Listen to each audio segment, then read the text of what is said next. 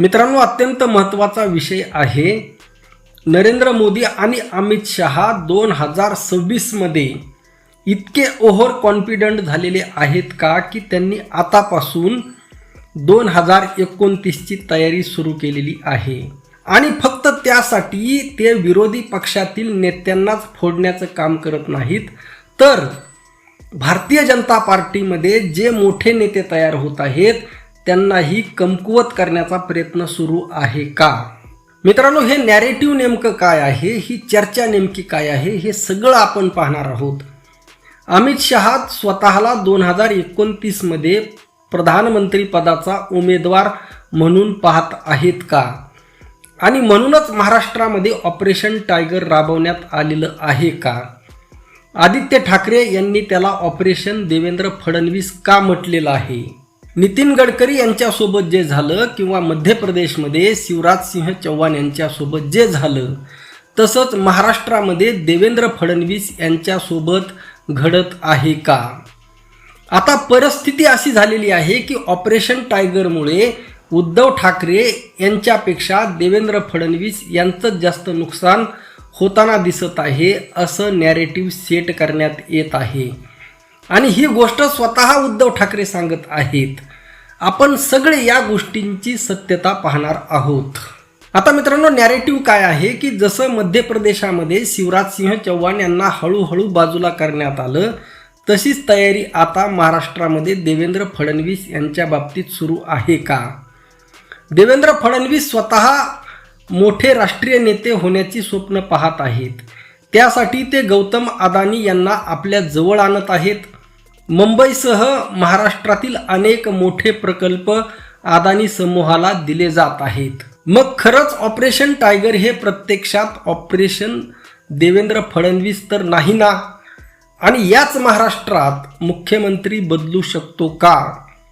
असे अनेक प्रश्न आहेत। आजच्या या व्हिडिओमध्ये आपण याच विषयावर सविस्तर चर्चा करणार आहोत। महाराष्ट्रात नेमकं काय सुरू आहे? देवेंद्र फडणवीस आणि एकनाथ शिंदे यांच्यात कोल्ड वॉर का दिसत आहे? आणि या सगळ्या मागे अमित शहा यांची भूमिका आहे का? मित्रांनो, जसं मी सुरुवातीला सांगितलं होतं त्या पद्धतीने देवेंद्र फडणवीस यांची खुर्ची खरंच धोक्यामध्ये आहे का? क्रोनॉलॉजी काय आहे ती नीट समजून घ्या। आज महाराष्ट्रात 2026 मध्ये जे काही घडत आहे त्याची सुरुवात 4 वर्षापूर्वी म्हणजे 30 जून 2022 रोजी झाली। त्यावेळी एकनाथ शिंदे स्वतःलाच खरी शिवसेना म्हणत होते। त्यांनी उद्धव ठाकरे यांच्यापासून वेगळी वाट धरली होती। हळूहळू अनेक आमदार त्यांच्यासोबत जाऊ लागले। कधी बसमधले फोटो, कधी हॉटेलमधले फोटो, अशा अनेक बातम्या समोर येत होत्या। 30 जून 2022 रोजी एकनाथ शिंदे आपल्या सर्व आमदारासह मुंबईमध्ये आले आणि थेट राज्यपालांकडे गेले। त्यांच्यासोबत देवेंद्र फडणवीस ही होते। त्यावेळी देवेंद्र फडणवीस यांनी पत्रकार परिषद घेतली आणि 2 महत्त्वाच्या गोष्टी सांगितल्या। पहिली म्हणजे महाराष्ट्राचे पुढचे मुख्यमंत्री एकनाथ शिंदे असतील आणि भारतीय जनता पार्टी त्यांना पाठिंबा देईल। पण त्याहून महत्त्वाचं दुसरं विधान होतं, त्यांनी सांगितलं की मी सरकारमध्ये सहभागी होणार नाही, पण सरकार योग्य प्रकारे चालत आहे की नाही यावर लक्ष ठेवेन। एक प्रकारे देवेंद्र फडणवीस सांगत होते की आता महाराष्ट्राच्या राजकारणाचा रिमोट कंट्रोल त्यांच्या हातामध्ये आहे। ते म्हणाले की मी सरकारला पूर्ण सहकार्य करेन, मी सरकार बाहेर राहीन, पण सरकार यशस्वी होण्यासाठी जे काही आवश्यक आहे ते करेन। म्हणजेच देवेंद्र फडणवीस स्वतःला महाराष्ट्रातील किंगमेकर म्हणून सादर करत होते। पण दिल्लीतील भाजप नेतृत्वाला ही गोष्ट बहुधा पसंत पडली नाही। त्यांना नागपूरमधून आलेला RSSचा जवळचा नेता इतका ताकदवान व्हावा हे मान्य नव्हतं। म्हणूनच देवेंद्र फडणवीस यांनी सरकारमध्ये सहभागी होणार नाही असं जाहीर केल्यानंतर काही तासातच दिल्लीहून आदेश आला। त्या आदेशानुसार देवेंद्र फडणवीस यांना सुद्धा शपथ घ्यावी लागली। जे स्वतः मुख्यमंत्री राहिले होते त्यांनाच एकनाथ शिंदे यांच्या सरकारमध्ये डेप्युटी CM म्हणून शपथ घ्यावी लागली। एका अर्थाने त्यांचं पद कमी करण्यात आलं आणि त्यांना स्पष्ट संदेश देण्यात आला की भाजपमध्ये सर्वात मोठी ताकद दिल्लीत बसलेलं नेतृत्व आहे. राजभवनामध्ये आधी 2 खुर्च्या लावल्या होत्या, नंतर 3री खुर्ची लावण्यात आली आणि देवेंद्र फडणवीस यांना डेप्युटी सीएम म्हणून शपथ घ्यावी लागली. यानंतर सरकारचं कामकाज सुरू झालं. 2022 नंतर एकनाथ शिंदे अधिक ताकदवान दिसू लागले. 2023 मध्ये त्यांनी एक जाहिरात प्रसिद्ध केली. त्या जाहिरातीमध्ये नरेंद्र मोदी आणि एकनाथ शिंदे यांचेच फोटो होते. त्यावर लिहिलं होतं Modi for India, Shinde for Maharashtra.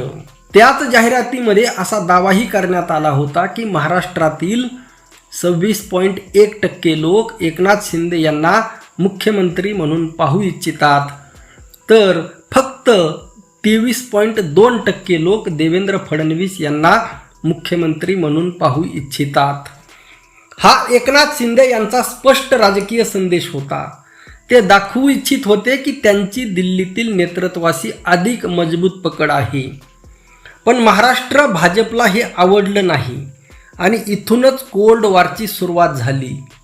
Devendra Fadnavis आधीच नाराज होते. त्यांना मुख्यमंत्री पदावरून डेप्युटी सीएम करण्यात आलं होतं. त्यातच आता एकनाथ शिंदे स्वतःला मोठा नेता म्हणून सादर करू लागले. याच दरम्यान महाराष्ट्र भाजपमधील काही नेत्यांनी श्रीकांत शिंदे यांच्या उमेदवारीला विरोध सुरू केला.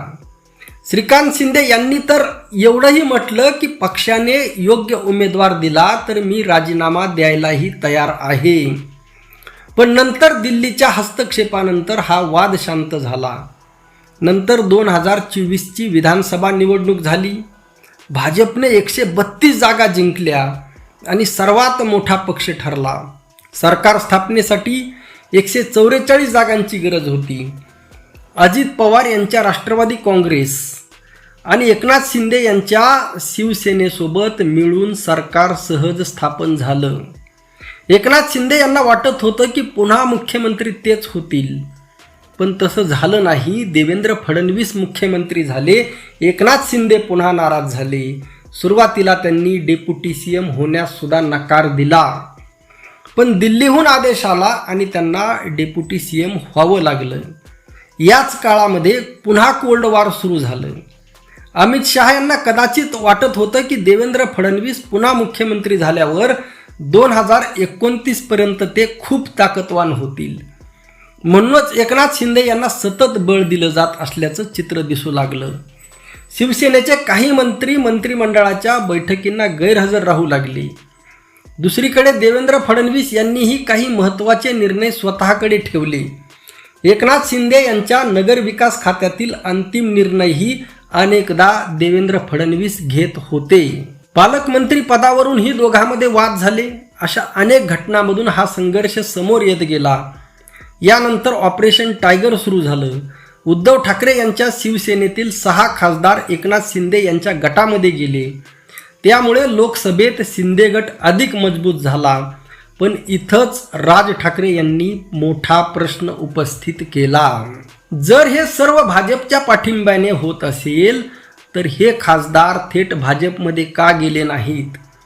ते एकनाथ शिंदे यांच्या शिवसेनेतच का गेले? राज ठाकरे यांचा आरोप आहे की अमित शहा भविष्यासाठी स्वतःचं राजकीय जाळं तयार करत आहेत. भविष्यात जर त्यांना प्रधानमंत्रीपदासाठी पाठिंबा हवा असेल तर एकनाथ शिंदे त्यांना उपयोगी पडू शकतात. पण जर हे खासदार देवेंद्र फडणवीस यांच्याकडे गेले असते तर फडणवीसच अधिक ताकदवान झाले असते. त्यांचे RSS सोबत चांगले संबंध आहेत. गौतम अदानी यांच्यासोबत सुद्धा चांगले संबंध आहेत. मुंबई विमानतळ, नवी मुंबई विमानतळ, वधावन बंदर यांच्यासारख्या अनेक मोठ्या प्रकल्पामध्ये त्यांची भूमिका असल्याचं बोललं जात आहे. म्हणूनच देवेंद्र फडणवीस यांना अधिक ताकदवान होऊ न देता एकनाथ शिंदे यांना बळ दिलं जात आहे असा आरोप विरोधक करत आहेत. आता उद्धव ठाकरे सुद्धा तेच म्हणत आहेत. त्यांच्या मते हे ऑपरेशन टायगर नसून ऑपरेशन देवेंद्र फडणवीस आहे. जसं मध्य प्रदेशमध्ये शिवराज सिंह चौहान यांना हळूहळू बाजूला करण्यात आलं, तसं आता देवेंद्र फडणवीस यांच्या बाबतीत घडत आहे.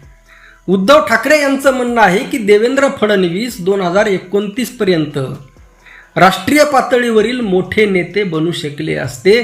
ते नागपूरचे आहेत, RSSच्या जवळचे आहेत, विकासाभिमुख प्रतिमा आहे, उद्योगपतींचाही त्यांना पाठिंबा मिळू शकतो, म्हणून ते भविष्यात प्रधानमंत्री पदाचे दावेदार ठरू शकतात. पण हीच गोष्ट अमित शहा यांना नको आहे, असा विरोधकांचा आरोप आहे. दुसरीकडे देवेंद्र फडणवीस यांनी या सर्व चर्चेवर प्रतिक्रिया देताना म्हटलेलं आहे, माझ्याकडे पंखच नाहीत, मग ते कोण कापणार. तरीही त्यांनी या चर्चेची दखल घेतल्याचं दिसलं. आता एकनाथ शिंदे यांना यातून काय फायदा होणार. 2022 मध्ये एकनाथ शिंदे मुख्यमंत्री झाले होते. 2024 मध्ये पुन्हा मुख्यमंत्री व्हायची त्यांची इच्छा होती, पण ती पूर्ण झाली नाही. आता 2026 मध्ये ते पुन्हा मुख्यमंत्री पदासाठी स्वतःला मजबूत करत आहेत. ते दिल्लीला दाखवू इच्छितात की ते खासदार फोडू शकतात, पक्ष मजबूत करू शकतात आणि महाराष्ट्राचं नेतृत्व करू शकतात.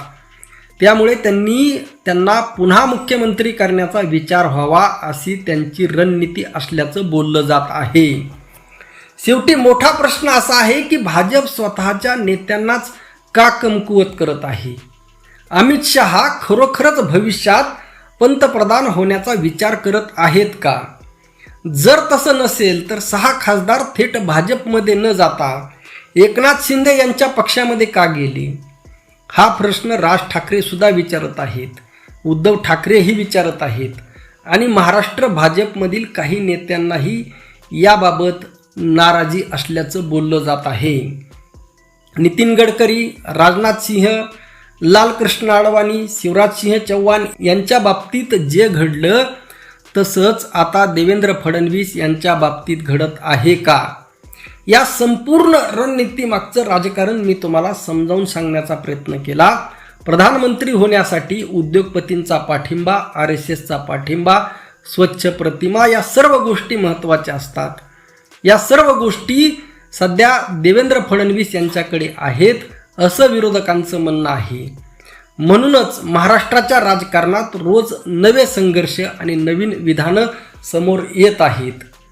कधी एकनाथ शिंदे वरचढ दिसतात, कधी देवेंद्र फडणवीस, तर कधी अमित शहा.